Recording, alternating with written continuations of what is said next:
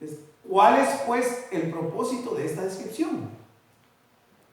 Bueno, el propósito es mostrar que Jesucristo hizo todas las cosas y por ello las posee y controla. Entonces, el mensaje a los laodicenses es que su jactancia por sus riquezas materiales está fuera de lugar, porque todas las cosas pertenecen a Jesús, quien es digno de alabanza y gloria. Porque los de la Odisea decían: somos ricos, nos hemos enriquecido, no tenemos necesidad de nada.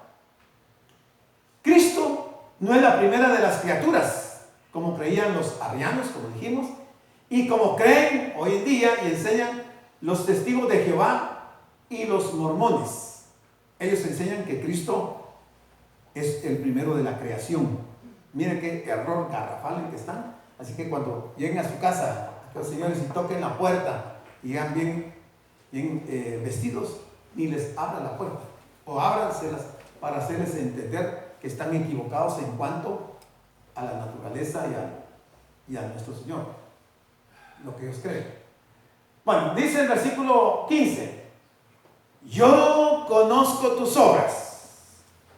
A todas las iglesias el Señor le dice esta misma expresión: yo conozco tus obras.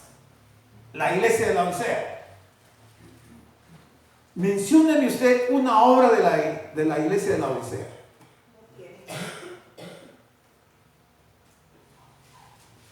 Yo conozco tus obras. ¿Cuántas clases de obras hay? Buenas y malas. ¿A qué tipo de obras se está refiriendo el Señor para los de la Odisea? Sus malas obras. Porque buenas no tenían, como decía hermana Termita.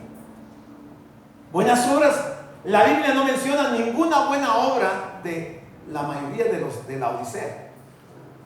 Por supuesto que excluimos a Epafras, a Arquipo, a Tíquico, que fueron líderes de esa iglesia, y uno que otro cristiano de esa iglesia que realmente fue cristiano. Pero el 99% de la iglesia de la Odisea, sus obras eran malas, aunque ellos las veían buenas. El término obras aquí significa exactamente lo mismo que en la carta a la iglesia de Sardis. Obras incompletas que ni vale la pena mencionar. Jesús conocía las obras tanto de Sardis como de la Odisea, y para estas dos iglesias solo tuvo palabras de reproche. Ya no estaban activas y vivas. Los pocos fieles en Sardis eran como brasas resplandecientes en medio de cenizas. Los de la Odisea eran como su abastecimiento de agua, ni frío ni caliente. Así eran las obras. No tenían interés en ser testigos de Jesucristo. No les interesaba. No les interesaba vivir una vida de servicio para el Señor. No les interesaba predicar y enseñar el Evangelio. Eso no era de su interés. No les interesaba el avance de la iglesia y del reino del Señor. Eso no existía en su agenda. Entonces el Señor sí conocía las intenciones de ellos y lo que estaban practicando y lo que estaban haciendo. Prácticamente era una iglesia social. Una iglesia que se reunía para compartir, para convivir, para engrandecerse ellos, para señalar sus proezas, todas sus conquistas, todos sus triunfos, su riqueza, pero de Cristo nada, absolutamente nada. Primera de Corintios 3:13 dice: la obra de cada uno se hará manifiesta, porque el día, hay que ponerle ojo a esa palabra día. ¿A qué día se está refiriendo? El día la declarará, pues por el fuego será revelada, y la obra de cada uno, cual sea, el fuego la probará. ¿Cuándo? En ese día, el día del Señor. Si permaneciera en la obra de alguno que sobreedificó, recibirá recompensa. Si la obra de alguno se quemare, él sufrirá pérdida, si bien él mismo será salvo, aunque así como por fuego. Todos estos contextos nos están enriqueciendo el mensaje que el Señor le está dando a esta iglesia de Laodicea. Pero es interesante porque el Señor le está tomando una radiografía a la iglesia. ¿Se recuerdan que a una iglesia, cuando el Señor le saca la radiografía, la encuentra que está muerta? Que la iglesia tenía nombre de estar viva, pero el Señor dice, está muerta. Eso decía yo a las hermanas, que me ponía a pensar que cuando uno tiene un accidente automovilístico y llegan los bomberos, ¿qué es lo que primero hacen? Tomarle signos vitales. ¿Por qué le toman signos vitales? Para ver si está vivo o está muerto. Bueno, el Señor hace aquí lo mismo. Está tomándole signos vitales a la iglesia y la encuentra que ni es fría ni es caliente, sino que es tibia. Aunque tenían las escrituras, estos de la Odisea eran totalmente apáticos, eran indiferentes, negligentes y despreocupados en cuanto a las cosas del Señor. Cualquier parecido con alguien es pura coincidencia.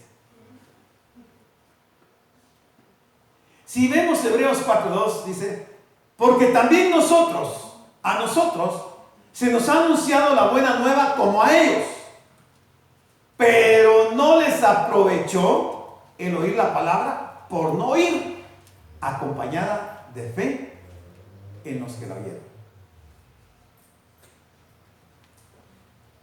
No sorprende que Jesús dijera, conozco tus obras, porque lo que implicaba esto era que no tenían obras. ¿De qué obras estamos hablando? De obras espirituales, de leer la palabra, de predicar la palabra, de enseñar la palabra, de hablar de Cristo, de hablar del reino de Dios, de hablar que pronto viene un juicio, pero que hay oportunidad de salvación. Pero eso no se está haciendo. Ellos no tenían ninguna obra. Gandhi dijo unas palabras interesantes. Gandhi dijo, me gusta Cristo, pero no los cristianos. Lástima que no podemos hacer revivir a Gandhi, traerlo aquí y que nos confesara por qué no le gustaban los cristianos, ¿verdad? Algo vio en los cristianos que no le gustó, pero vio a Cristo y le gustó Cristo. Lástima que no se convirtió.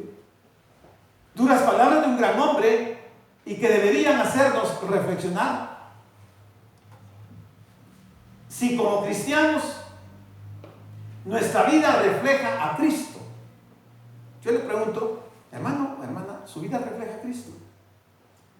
Usted va a decir que sí, ¿verdad? ¿O no refleja a Cristo? ¿Sí lo refleja o no lo refleja? Miro un poco asustados, callados. O tan solo nos reflejamos a nosotros mismos. ¿Qué refleja nuestra vida? ¿A quién refleja nuestra vida?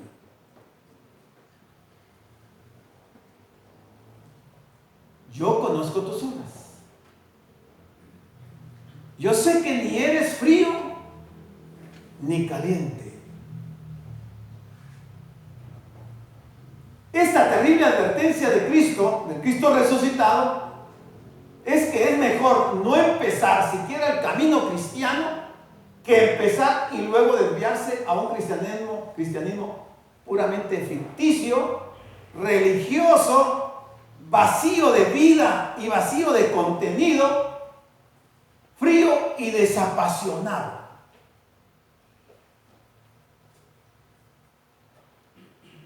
Y Pedro nos dice algo interesante.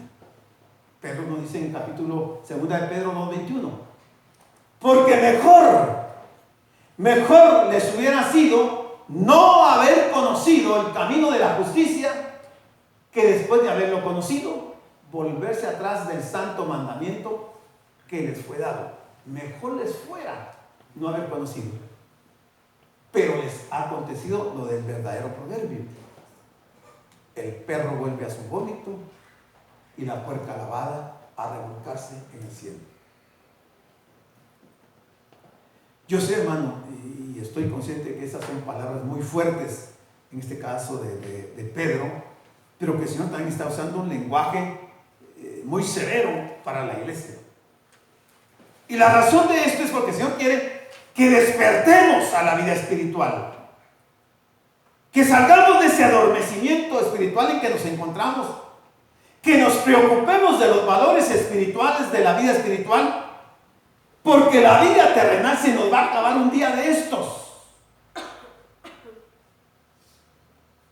Pronto se terminarán nuestros días sobre esta tierra y nos tendremos que presentar delante del Señor para dar cuenta de qué hicimos con el Evangelio, qué hicimos con él.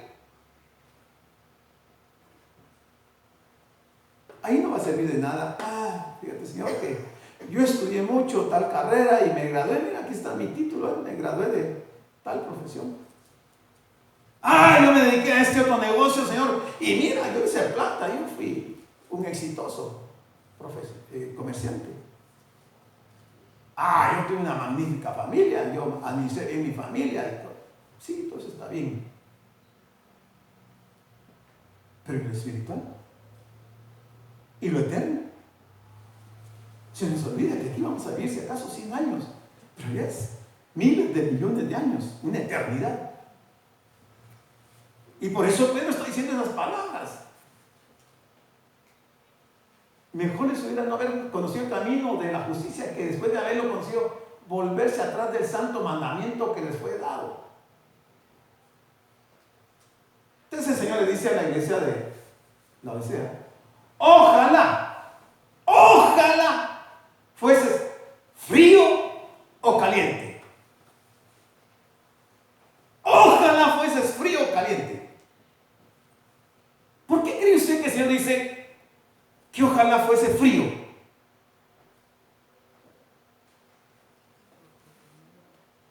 Porque yo diría que el Señor dijera: ojalá fueses caliente, pero no frío ni tibio. Pero dice: ojalá fueses frío o caliente. ¿Por qué dice frío? Se referirá a aquellos de que no han conocido los caminos del Señor. Sí, pero ¿por qué? Porque no les ha llegado la palabra, no han sido invitados. ¿Pero por qué le dice mejor? Está bien que seas frío, pero realmente no está bien que sea frío. Entonces, ¿quiénes son los fríos? Los no creyentes. ¿Y cuál es la conducta del no creyente? A ese no les interesa nada la Biblia. Pero ¿saben qué? No son hipócritas. El tibio es un hipócrita que dice que es cristiano, pero tiene un pie en la iglesia y otro en el mundo. Que el Señor dice: mejor que seas frío, indiferente totalmente, no te interesa nada. Y no que seas como los tibios, hipócritas, que fingen. Porque los hipócritas enferman al Señor, le producen náusea, los vomitan. El frío no lo vomita. Lo va a juzgar, sí que lo va a juzgar. Que lo va a condenar, lo va a condenar. Pero el Señor prefiere uno que no sea hipócrita a uno que, diciendo ser cristiano, vive doble vida. En el mundo, en la calle del mundo, en la iglesia desde la iglesia, ¿no? Aparentemente. Aparenta. Se le ve como que es buen cristiano. Eso es lo que está diciendo. Ojalá fuese frío o caliente. No dice tibio. Por cierto, esta es una condenación trágica para la llamada cristiandad del siglo XXI. Jesús prefiere trabajar con personas que o arden de energía para hacer lo que les corresponde, o que nunca han oído hablar del mensaje de salvación y están dispuestas a escuchar.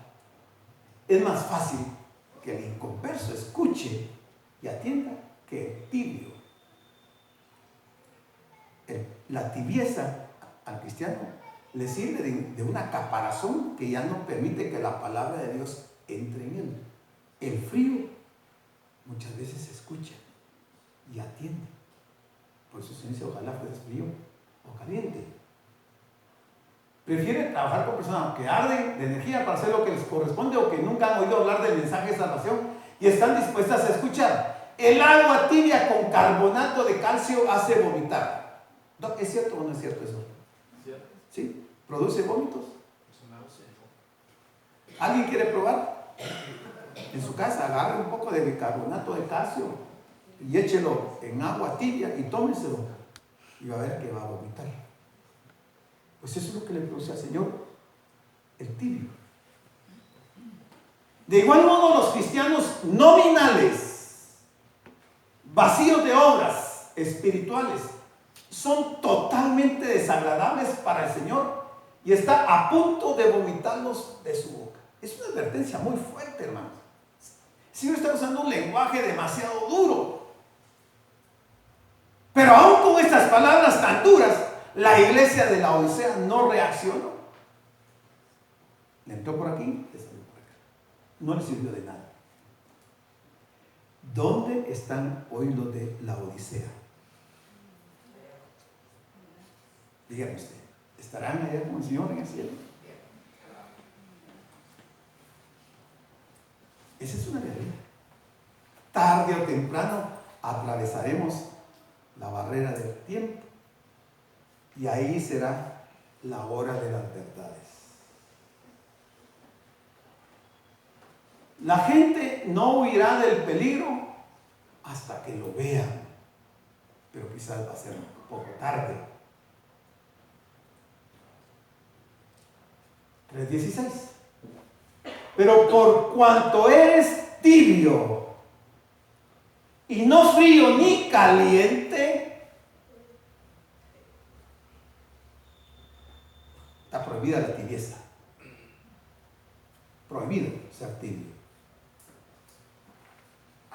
La iglesia de la Odisea no era fría en el sentido de rechazar a Cristo abiertamente. Ojo. No era fría en el sentido de rechazar a Cristo abiertamente, como lo hacen los fríos. Ni era caliente o llena de celo y vigor espiritual. En lugar de esto, eran hipócritas y tibios que profesaban conocer a Cristo, los cuales no le pertenecían a Él.